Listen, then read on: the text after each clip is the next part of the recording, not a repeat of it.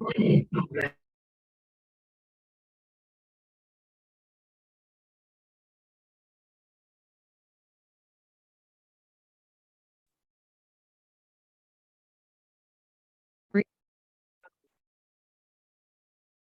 good afternoon, everyone, and welcome to this first session of NAFB Academy.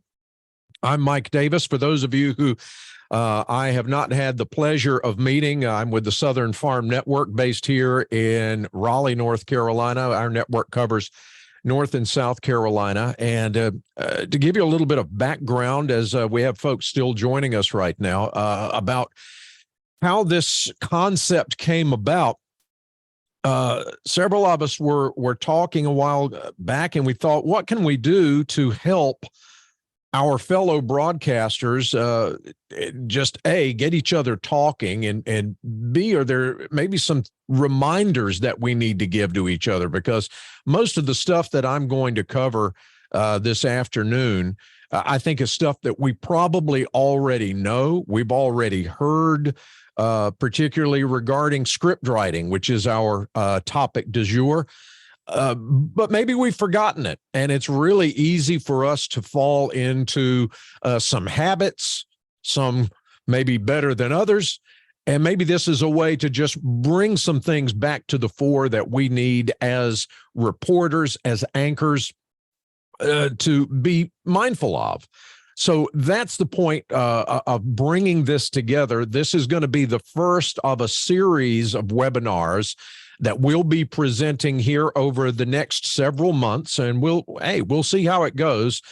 This being the first one, I am making it up as I go. So what my goal here for the next few minutes is to present some ideas to you that several of us put together. This has been quite frankly, a team effort. I just happen to be the one that's presenting it, and I'll take the blame if there's something that goes wrong. But first of all, before we get started, I want to thank the other members of the NAFB Academy faculty. Jesse Allen. Jesse, I see you're on here. Thank you for your input. Todd Gleason. Is Todd checked in yet? I'm not sure. Todd Gleason definitely contributed a lot. Michael Clements, of course, with the news service, has also been a big help, and I've leaned on him quite a bit here in putting this presentation together today. But what you're about to see is of my own doing, and so I will I'll take the blame for anything that doesn't come off exactly right on that. Each of us, I think, will be taking turns leading this as we move forward in the coming months. We are open to hearing topics from you that you would like to see discussed. And some of the topics that we've talked about, in addition to today's topic, has been recording techniques, editing techniques, social media, web presence, lots of things like that, and there's more. And I'm sure as we go along that maybe there'll be other things that that you think of that you would say, hey, you know what? I could really lean on my fellow farm broadcasters here and learn something. That's the whole idea of this series. So thanks for joining us today, and let's go ahead and get started with it. We will have an opportunity.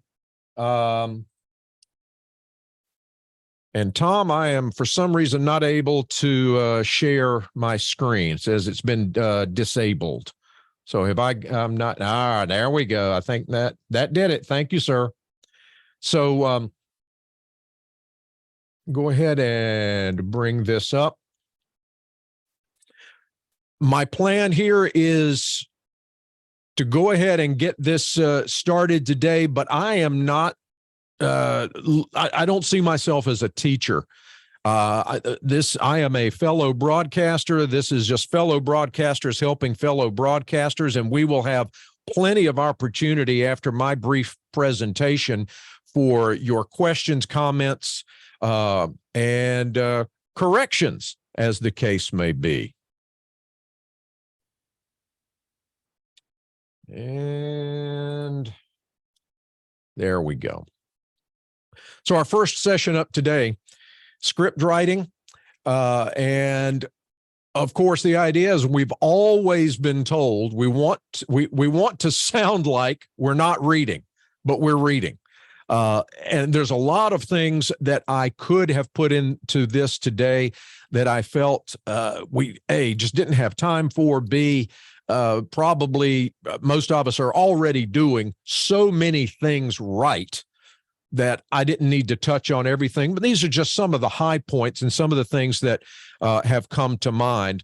So look at this today as something of a continuing education session. And again, by the way, and I also told this to the other members of the team, dissenting opinions are welcome. And your points of view and your experiences, I hope to hear from after the presentation today, and we will open it up to you for that. The fact of the matter is, probably, as I said, you already know a lot of this stuff today, but maybe some of it has slipped through the cracks, and I want to hear how other people are doing things too. So let's dive in. The best thing that I can compare this to is iron sharpening iron. That's what we are. We're all in this together. And the idea behind NAFB from the beginning was for us to come together and help each other do the job of telling the story of agriculture. And naturally, every one of us wants to do that in the very best way possible. So I encourage your input as we go along throughout this afternoon. So let's dive in to point number one. Let your script bring your audience along with you, simply meaning there's nobody stupid in this group. So let's keep it simple, Sam. Just keep it simple. And something that Todd Gleason brought out, one of the points that he made in some of his notes that were shared was keep it simple. Pick up, and mainly what we're talking about here today, and we'll touch on some other things as well, but we're talking about storytelling and the telling of stories, feature stories, news stories, etc., is where my focus is going to be this afternoon. Maybe there's other things that we do like market reports and things that go off in a different direction, but primarily with script writing, this is what we're going to be dealing with this afternoon. And when we are telling that story, we want to focus on a main single theme. Pick out what's the main point of this story. When we get back in from doing an interview in the field and we're breaking that sound down, and I don't know what every station, every network, your formatting is different, but I can tell you here at the Southern Farm Network, I'm dealing with very limited time. My segments range from 2 minutes to 4 minutes in length, and that's all I've got to tell a story unless I want to extend it out over a period of days or take up more than one segment in a day, which I can do, but I'm trying to keep it into a single segment. And so I'm trying to boil it down to a single theme, a single point, or a main idea that I'm trying to get across to our listeners. And keep in mind that our listeners don't have the advantage that we do. And I'm talking strictly about radio here. We'll get into other media as we go along, but they don't have the advantage of having that script in front of us. So keep that in mind at all times. Let's go to an example, and I want to give a tip of the hat to Michael Clements, because I sent this raw audio to him several weeks ago. He broke it down, and maybe, hopefully, it was useful to you on your station or network. So our lead here, and this is Michael's writing, and throughout this, I may have done some edits myself, but it was a team effort. Farm Service Agency County Committee nominations are now underway, but time is running out. That's our suggested lead. We've given the main point of the story right up front, but we're not giving the whole story away there. You want to start with that most important part of the message first. When and what, in this case, is the story. This was from just a couple of weeks or so ago. What we're basing this on, and many of you are probably aware of this, but if you're not, there is the AP style, the Associated Press style of writing, storytelling. And I probably should have put this on the diagram, but I'll show it to you here. And we're looking at an inverted pyramid. That's the AP style. What does that mean? Well, up here at the top of the pyramid, you give your big idea. This is the main focus of your story. You're going to start with that right up front. Give that main story. You're not going to give the whole story away. You are going to tease it a little bit, but you're going to give that main story and bring your listener into the story. Bring them in, tease them with what is that main idea here. Okay. And then as we move down that pyramid, we start putting in the details. What does that do for our listeners? Well, it brings them along in the story. It gives them the information after we've hooked them, after we've teased them, as it were, to get into the story. What does that do? It starts giving them the details, the who, what, where, when, how of the story. It also has the unique feature that if we're limited in our time, as we get closer to the point of that pyramid, possibly we can break off details. We can start self-editing, as it were. We can edit on the fly. So now we're into our story, and we're getting ready to get to the sound. More than 7,700 farmers and ranchers serve on county committees and play an important role for FSA programming in their county. Says who? According to Laurie Funderburk, State Executive Director for South Carolina. Couple of points I mentioned here. Notice, and we're going to touch on numbers in a few minutes, but I like to boil numbers down, make them as simple as possible. Not 7,700. If you can say 7,700, it rolls off the tongue easier, and it's smoother sounding, easier for the listener to hang on to. Also, you'll notice one thing that I like to do is we've already established that we're talking about the Farm Service Agency. And so I didn't mention in this case that Laurie Funderburk is the FSA State Executive Director. That's kind of implied. Again, I like to just trim out as much as I can there. You may feel differently about that, but the buzzword in my newsroom, the phrase is economy of words. Keep it just as simple as you can, Sam. Every FSA office in the country is required to have a county committee made up of local farmers and ranchers. FSA's South Carolina State Administrative Officer, Ken Jameson. And notice here's a tip that may help you out in case you don't always have to rephrase or tease exactly what is about to come up in the phrase. Just say who's talking and let them tell the story for you. So don't feel like you've got to rephrase what they're saying every time. But in this case, I've put that in front of what Ken Jameson actually said. And so you can see for yourself what he goes on to say. So who can be involved? There's our question there. We're answering that question. We're getting more into the depth and details of the story. Let's move along. Any ag producer who participates or cooperates in an FSA program may be nominated. Goes right back into another piece of sound from Ken Jameson. We're coming to the finish line in our story here now, and so we're going to drive it home. And this is what you want your listener to remember. This is probably the point that they'll likely remember as you get closer to the end. You're bringing it home to this point, and nominations are due in a county office on August the 1st. He ends with your information there. So there is that's sort of your AP style. Start with the big picture and work your way down. Again, a lot of this is going to be common sense stuff for you. Okay. I want to move on to another topic, and this is something we deal with so often in farm broadcasting, and that is numbers.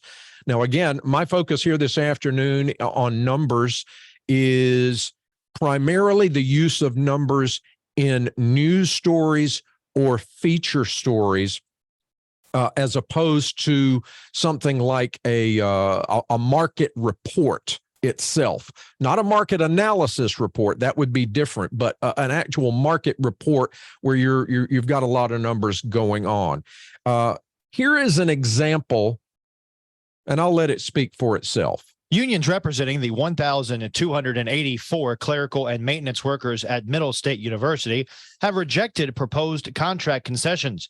University officials wanted the unions to delay their scheduled 3.75% pay raise to help the schools deal with its estimated $4.61 million deficit. Although the layoffs have been threatened if concessions were not approved, workers voted against the proposal 1,090 to 89, with 105 failing to vote.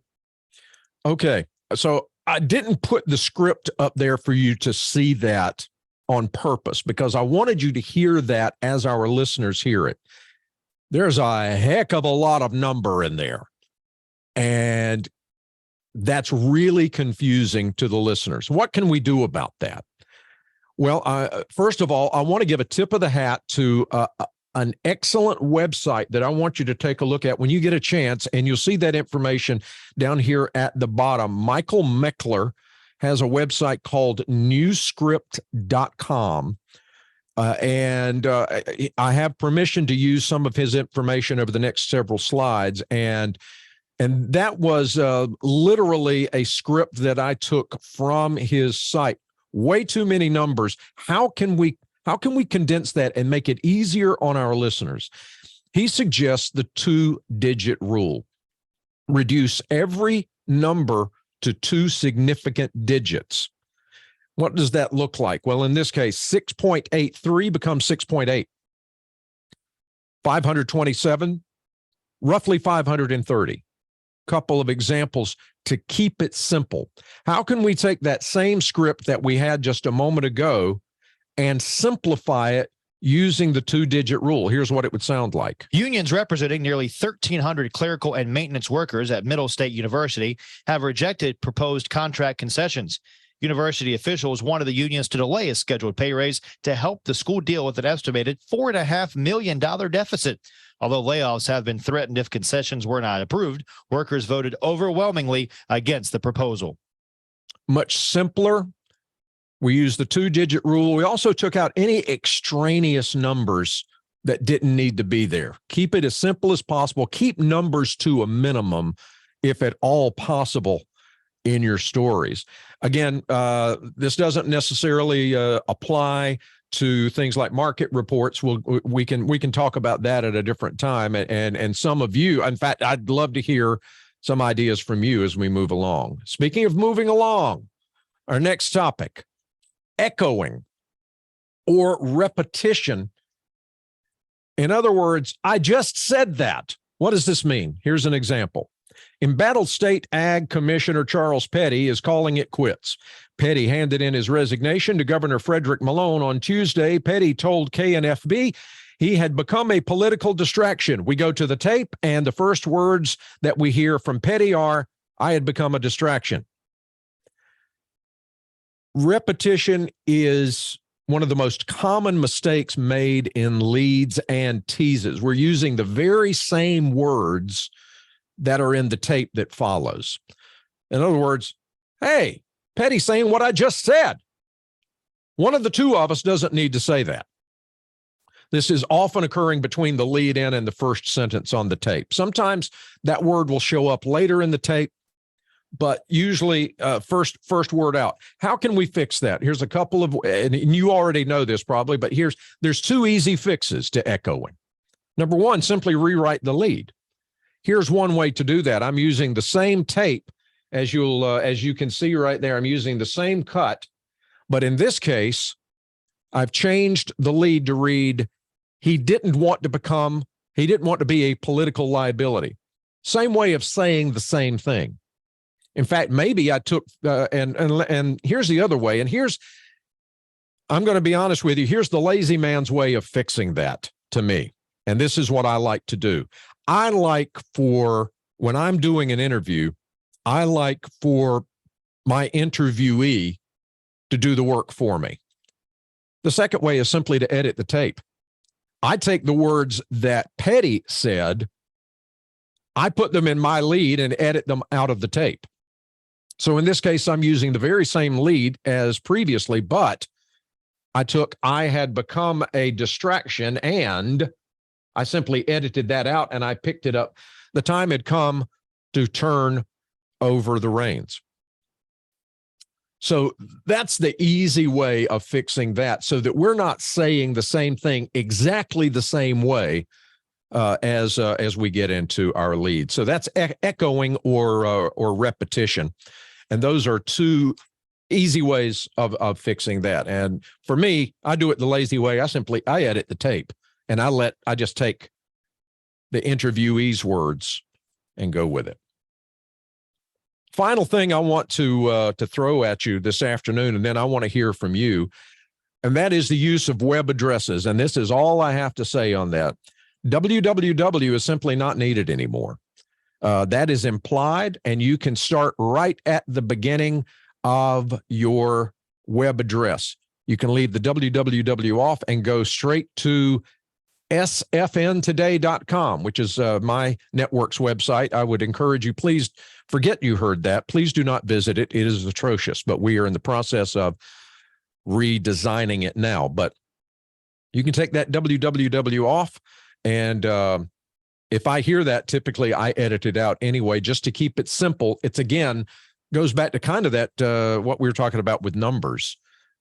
Keep that out of there, just less confusion for the listener.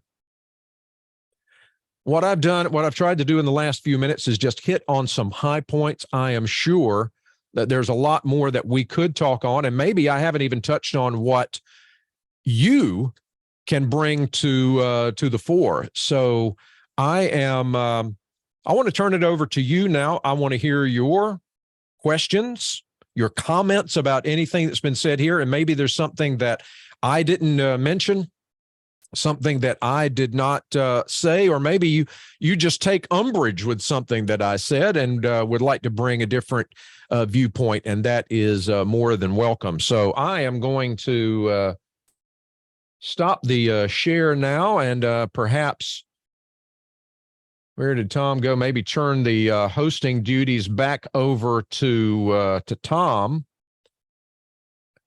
and just open it up to see if there are any comments, questions, or whatnot here from the class this afternoon at our initial NAFB Academy.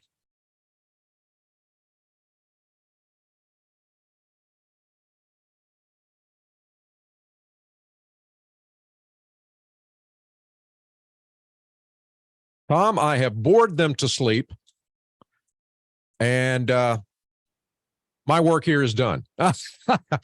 Anybody have anything they would like to add? Here, let's see. I saw something. Hold on. Let's see. Somebody put something up in chat. Let me bring that up.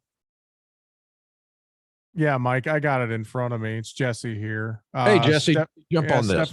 Stephanie Hoff said, when a web address is confusing or long, is it appropriate to tell people to Google it?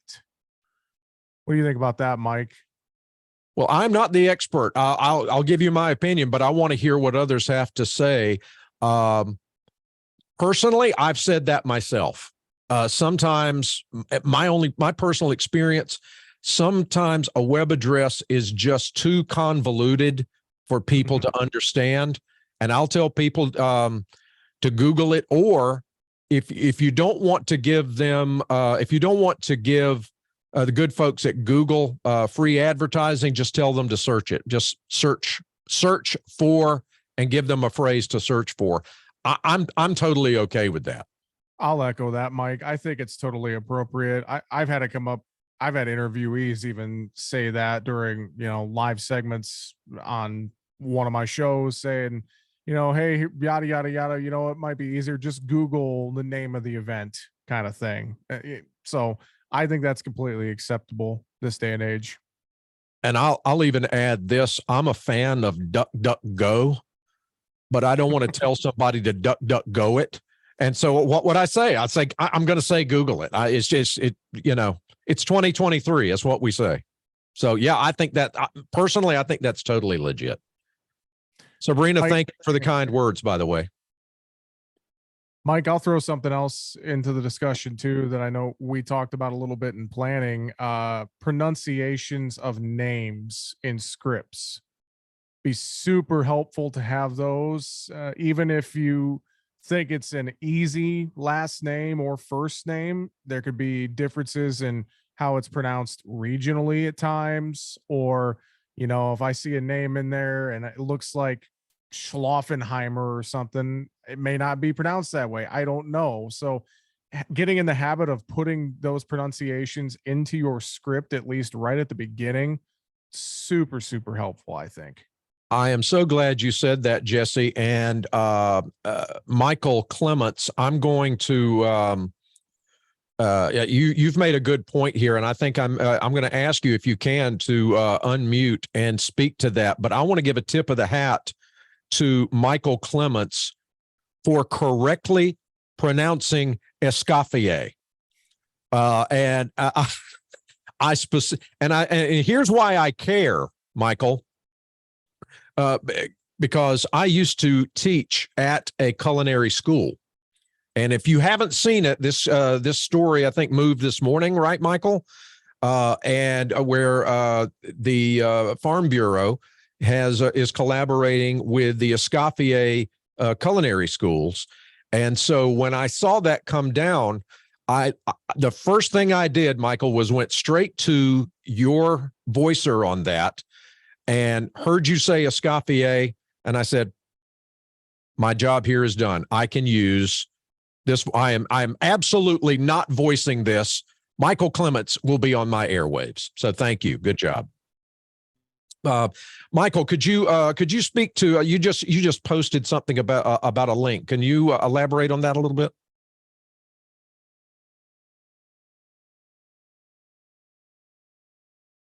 I think we've lost Michael.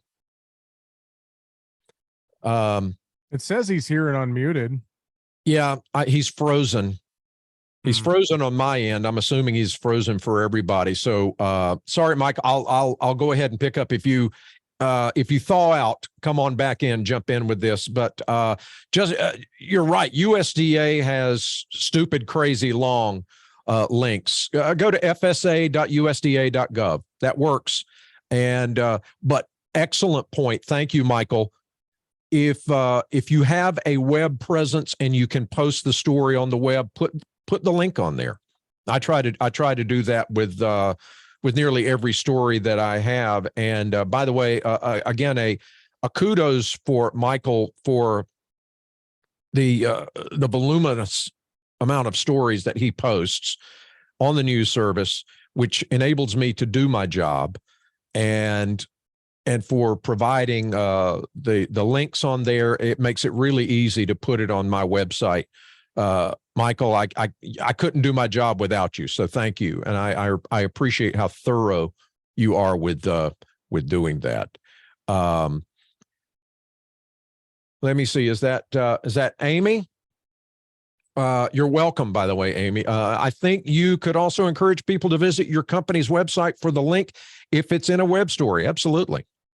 I have no problem with that. And I try, again, if I'm posting the story on the web, that's another thing that I do is put that link on and I make that a clickable link, not just putting the web address, but I try to make that a clickable link.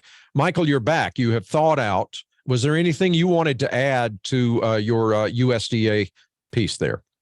Yeah, just hopefully you can hear me. My connection's dropped 4 times since we started, but just make things simple. A lot of times if you're linking and you want people to find a list of like grant winners that might be in your state to make your story better, that might be at an FSA link at usda.gov. So instead of going fsa.usda.gov/ a giant long link, just tell them to go to fsa.usda.gov and then include the link there so they can actually go to that full link. But in reality, you can go to FSA's website and just search the term that you're looking for if you needed to. So just keep it short and simple and they know where to go. Absolutely.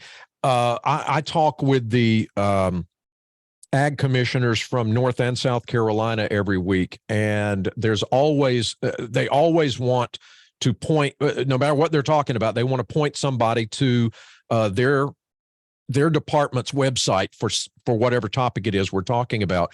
And I always add, and you can find that link on sfntoday.com. So I throw that in there because that's a simple one, and I repeat it so often that people should know how to get there. And so yeah, that's a great point.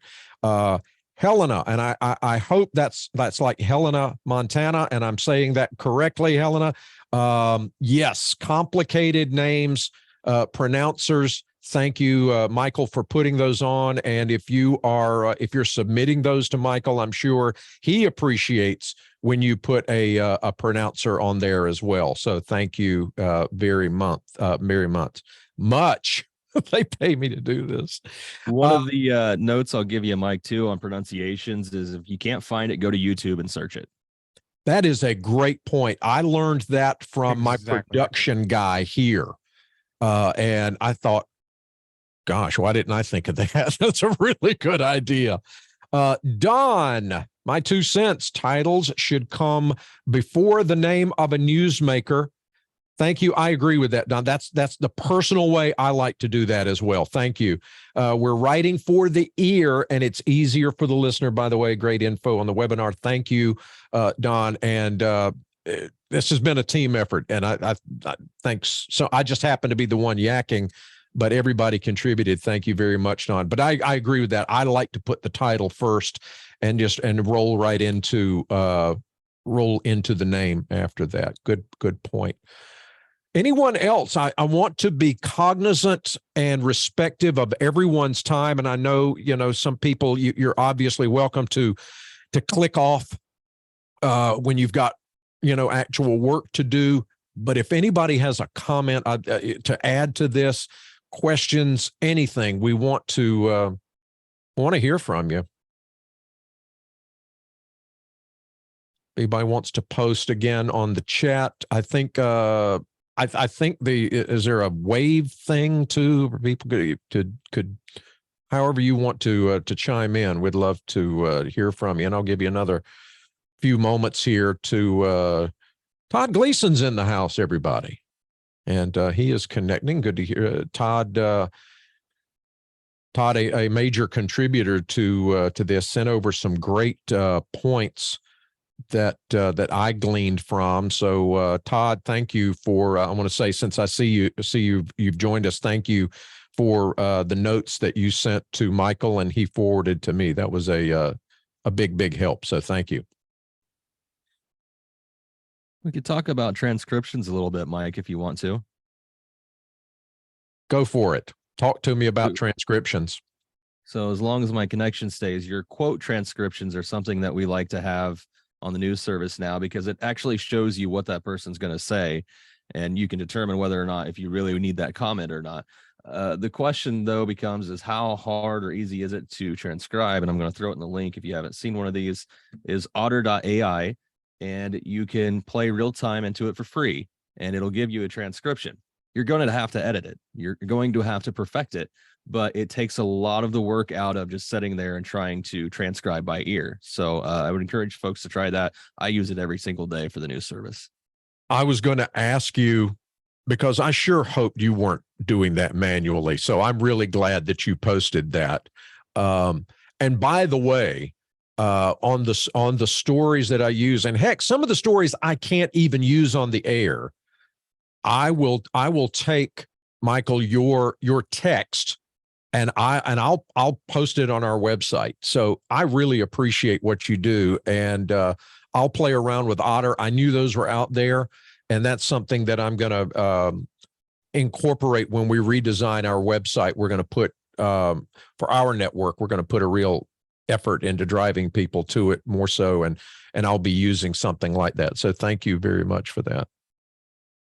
Yeah, and some of the things that you've said today kind of are different than the style I use in the news service, especially with numbers. But that's twofold, because we're writing for broadcast and we're writing for web on the news service, and I got to somehow blend those together for you. So, the 77-100 doesn't look very good in web script, but it looks better when you just type it out normally. So I encourage you to, pronounce the number that way, but know that someone's going to copy and paste it and may not be necessarily looking at that when they do so. Right. And by having all that info, and like what I'm saying with numbers is that's how I would use numbers on air. But if I'm going to print, sure, you can go ahead and give those details. That's so great. Yeah. And that's a big help. So yeah. I will say this: if you've not written scripts out and actually taken the sound bites that you want to use and written those out in completion, once you've done that, if you gather up the sound bites and write them out, when I first started, we would write them out, and I would have other reporters that would write them out, and they would cut them out of the paper. They would print them out, cut them out the paper, and then reorganize them so they could see them to see how they laid out. But if you start writing them out, the flow of your story will change, and you'll be able to pick. I'm the worst at this, by the way. I always put the best thing at the bottom of the story. It is, if somebody's going to edit me, they always pull the last comment and put it at the top of the story. Yeah, and that happens. I've not ever been able to get by it, but one of the things that most people are able to do, if they write those sound bites out, they can move them around on the page easily enough, and then organize and then write around them. And if you have enough sound bites, frankly, it writes your whole script. You just take the sound bites that you're not using, and reword them for yourself, and the whole story lays out very fast. Yeah, that goes back to something I said. I don't think you were here at that time, Todd, but I am too lazy to do much writing. I will take what they said, and I'll edit that clip out, and I'll use their words. I will do that. And yeah, I'm not going to work any harder than I absolutely have to. I'll let them do the work for me. Michael, I wanted to, there was, yes, you did comment on, you saw that. Yeah. Otter is free to use. I will be clicking on that and trying it myself. So Stephanie, go for it. Hope that works for you. Hope it works for me too. And sounds like Sabrina's using it. Sounds like that's yeah, I'm all about free. Free and food are two of my favorite words, and particularly when used in the same sentence, but I'll take free regardless. Scott, when it comes to writing for air versus web, should you post actualities embedded in a script on your site or just transcribe the quotes? Oh, you're talking about taking the soundbite and actually putting it into the website. Yeah. Right? The audio. Yeah. So now, is this, am I should you post actuality? Okay, I'll tell you what I do. And what I do is, generally speaking, if let's say it's one of the scripts that comes down from Michael at the news service, I may edit it slightly, but I tend to use pretty much what is there, and I'm going to copy that script and I'm going to paste that on the web, and then I'm going to put my story right there. I put the whole story. So I don't, and maybe somebody else does this a different way, but I'll just put the whole story itself with my part and with the just like it aired, and I put that on there without just taking the actualities out. Does anybody else do it another way? I'd be interested in hearing that. No, if I voice the story, I put the whole thing up. I don't parse the sound bites out and put them in the middle of the written script. I will take the written script and put it up on the website as well. Usually I'll try to make that look more like a written script as opposed to a radio script. Doesn't take very much normally, but that would be so that they'll have their choice of using both. And the other thing I will do is, if I've done the interview, I'll post the script, but give them the raw interview to listen to, right? So that they are two different things. Yeah, that's a good point as well. Yeah, I do that as well. Can I butt into the conversation? Because Please. I do it differently than you guys do. I do type out or transcribe or use Otter for the quotes. And then my web stories are written more like print stories rather than radio stories put on the web.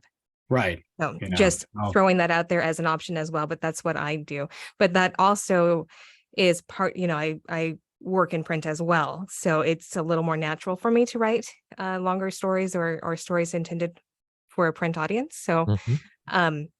but I find that works really well. You know, you Yeah. want to keep it really short, of course, for your internet audience, just like for a radio audience, but that's what I tend to do. We do Yeah. it both ways on our website though.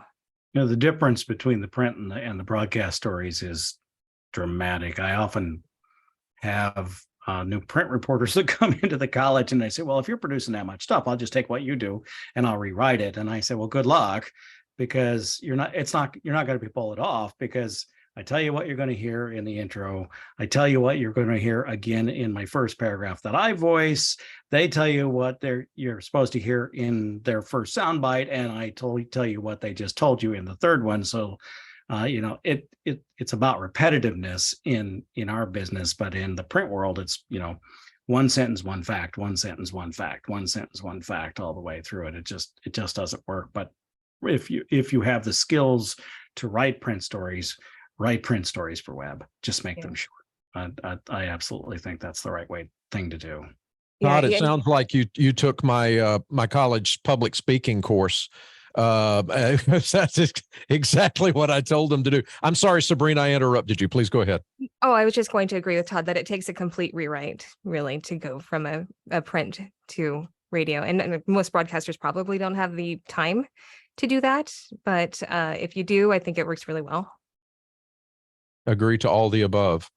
Kaylee says, I've used both the free and paid versions of Otter. The quality of the transcription is the same, so you're not missing out with the free version. Please don't tell that to Otter. Well, you just can't put the audio in and get it transcribed quickly if you've already recorded it, and you get more minutes if you pay for it. So if you pay for it, you get something different. Okay. I have not used it, so I'm looking forward to. I'm looking forward to that. So thanks for the tip. Does anybody else write their scripts in Markdown language so you can just take and post them into the back end of your website? I started doing that years ago. So if you're in the back end of your website, you're probably looking for the two carets or it's called source. But if you learn Markdown language, you can write your script, your radio script in Markdown language, include the embedded files, whether it be YouTube or audio from, I don't know, SoundCloud or someplace else. And when you then cut and paste the script into the source code, everything is already formatted. So it's bolded and the embeds are there and they work. Generally, I do have one university newsletter that will not allow me to do that, but websites generally just allow me to write in Markdown. And once you get used to reading over the top of the Markdown language, it's simple. And Markdown isn't hard. It's just adding a couple of things here and there, and you just sort of read over it as you're voicing.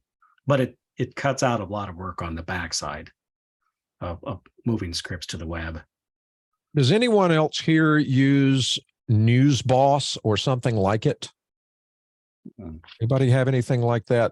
It's a newsroom piece of software that it sounds like what you're talking about, Todd, where I'll have a script and then I can just click and drag my audio literally into the script.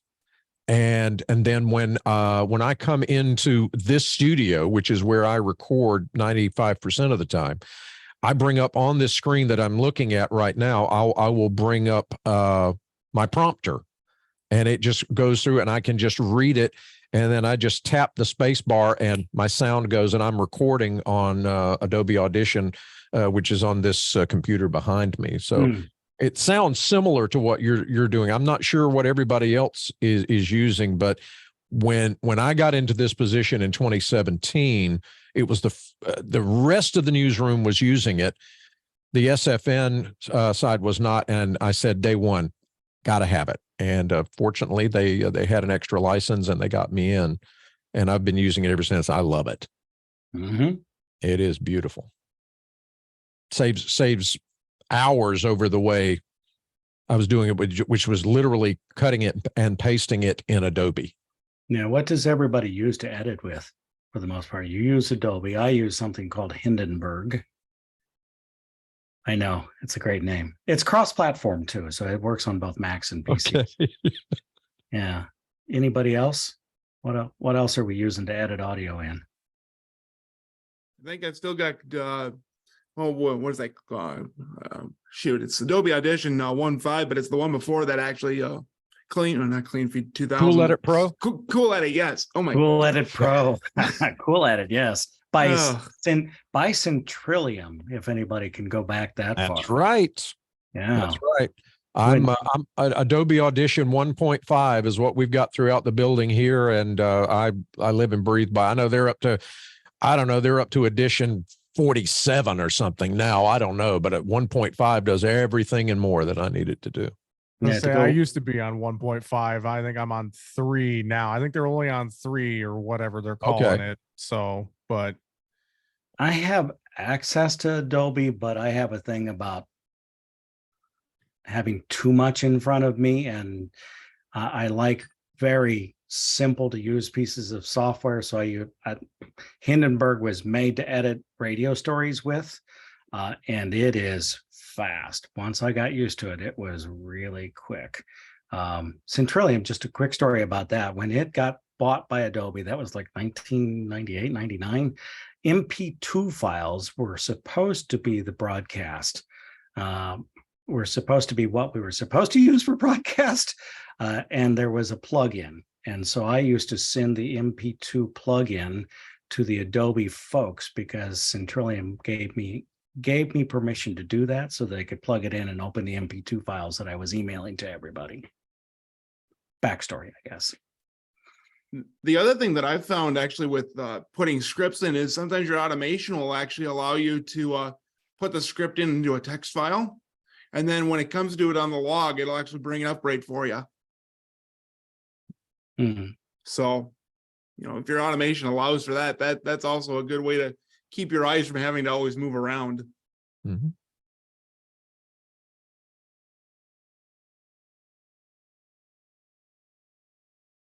Kaylee, I'm not AVRPS. Is that Audio Vault? Yes. Okay. Yep. We use that on a limited basis in the newsroom here. We have 8 radio stations and 2 networks based in this building. And I know we use that Audio Vault, but our primary playout system for the music stations is Media Touch. Yeah, we use the AVRPS for all of our programs, and I use that to put the cuts in when I'm live. So it's worked well, and we get it done quickly. So I don't know. It's an old program, and from it's been a while since I've used it, but pretty solid. Media Touch, not so much. I only see the back end of Audio Vault. WILL uses it, but it's just a matter of, for the automation, I'll drop files into it to run on occasion.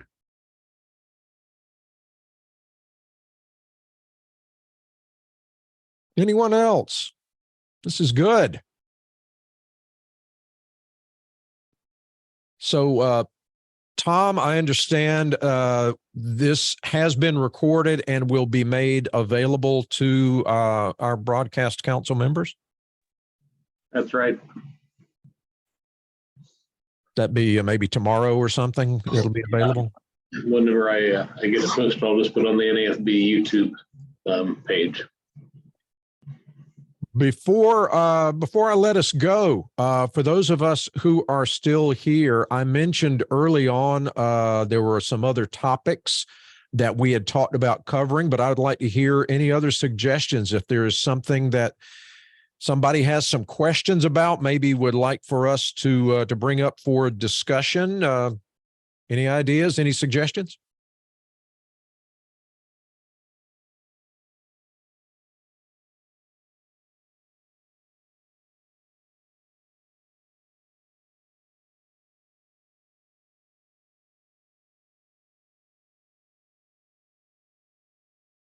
Mhm. I did mention, I know one, I'm actually looking forward to all of them: social media, web, recording and editing, video.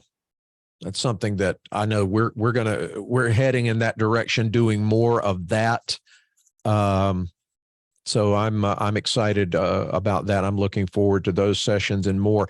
If you have any, as we wrap this up, if you think of something that you would like for us to cover down the road, please don't hesitate to reach out to us. You can, if you have our email addresses, I know everybody knows how to get in touch with Tom or Michael, but they'll funnel it to us, and we'd love to hear your comments and suggestions. And with that, I want to thank once again Jesse, Dustin, Todd, and Michael for their help in putting this together today. I want to thank everybody for joining us. Great conversation. Thank you for pitching in, everybody, and look forward to doing this again very soon. And for you guys up in the upper Midwest, happy fair season. I know fairs are coming up, so enjoy. It'll be a while for us down here. It's still stinking hot.